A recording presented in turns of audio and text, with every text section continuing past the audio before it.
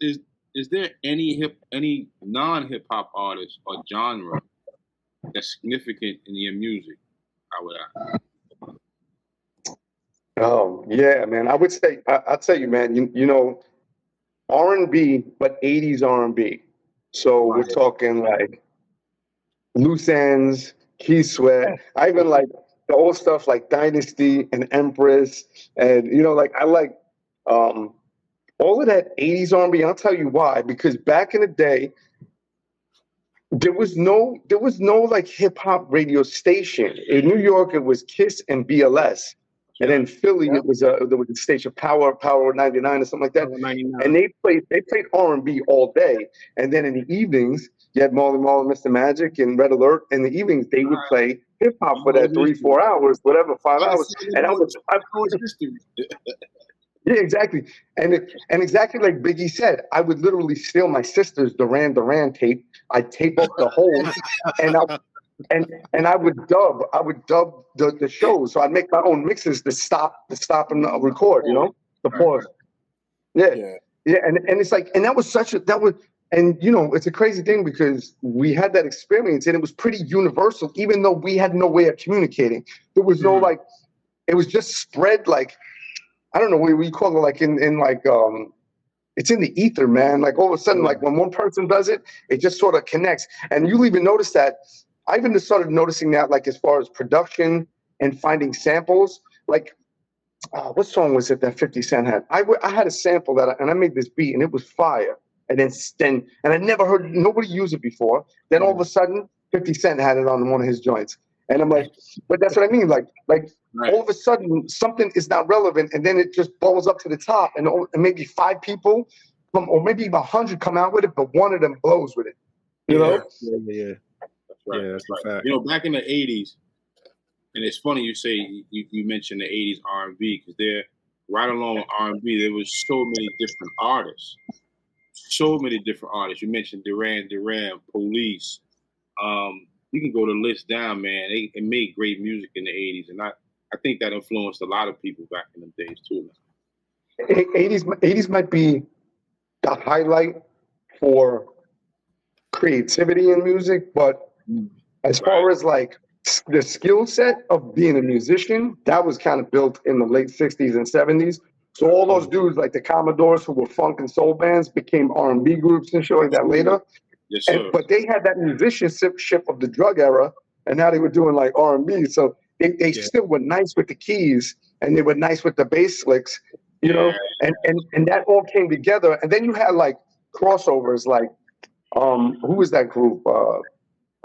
You know, like new wave music. New wave would actually like there was some R&B producers who were making new wave for new wave artists. You know, like Teddy Riley.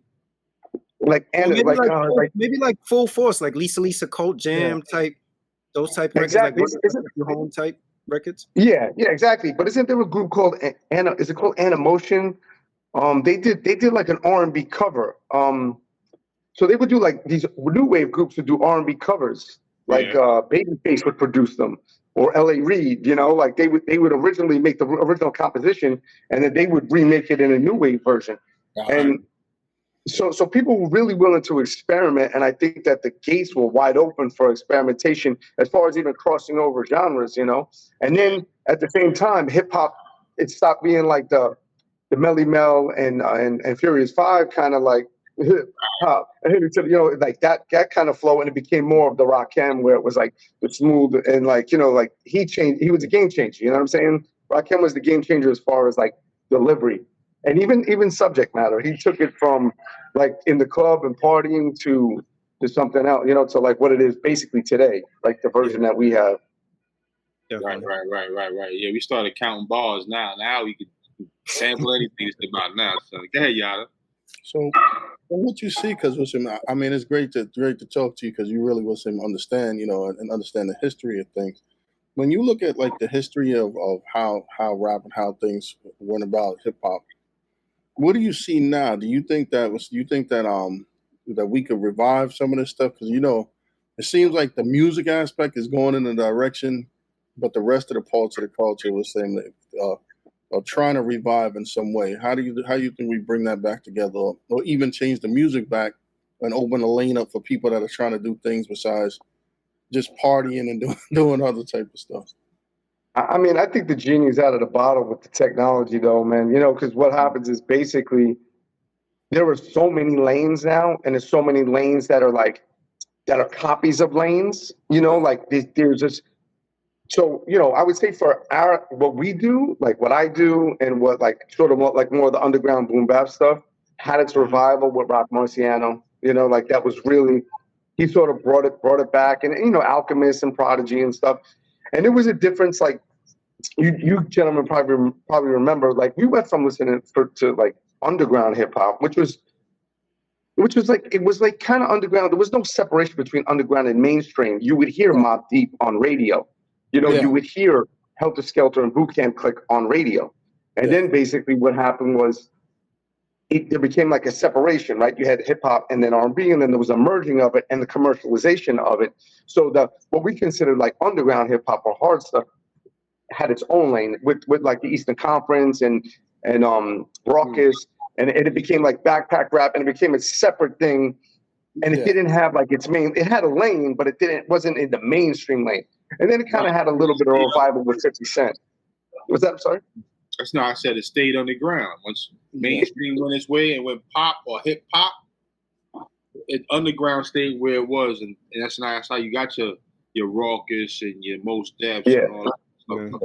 The irony of that to me though is that well, I don't want to call it a resurgence, but if you look at like what really embodies hip hop now, those are the acts that the purest type acts that that like you look at like Rock Marciano. If you even look at like somebody who's had some level of commercial success, that technically one would say that they could be considered underground. It's like when you start looking at West Side Gun and those kind of acts. To me, they're leading the charge and keeping hip hop alive at a time when hip hop when kind of discarded them because of the commercialization and these stations beginning to play these records and all of a sudden it went to the era like the Puffies and the real popular artists and they discarded them. But now that to me is like that's the music that honestly that people want to hear, true hip hop folks. There's a lane for everything. It's just a matter of access and accessibility. Like you have to put in that work now to find it. And the Griselda formula was kind of masterminded because it was masterful because basically they just made so much music that you couldn't miss them. You know what I'm saying? Like they flooded the market. Yo, you go on SoundCloud, there's music there. You go on YouTube, it's music there. They just flooded the market with so much music that it was like a market takeover. So they took the Rock Marciano formula and they just sort of like put it on steroids. So that's really the model we're in now. We don't have a marketing engine or a machine or any commercial drivers for us. So basically we need to just keep dropping music and getting it in and get it constantly so that somebody hears it, one person there, and then it's cumulative. So over time, maybe you'll get 10,000 people, 15,000 people. And again, like you have other markets too. You could be big in the European market. You could be big in England. You could be big in Poland. You could be big in Japan. Like you said, there's so many people who have access right now. You just have to find a way to get to them, and that's being busy.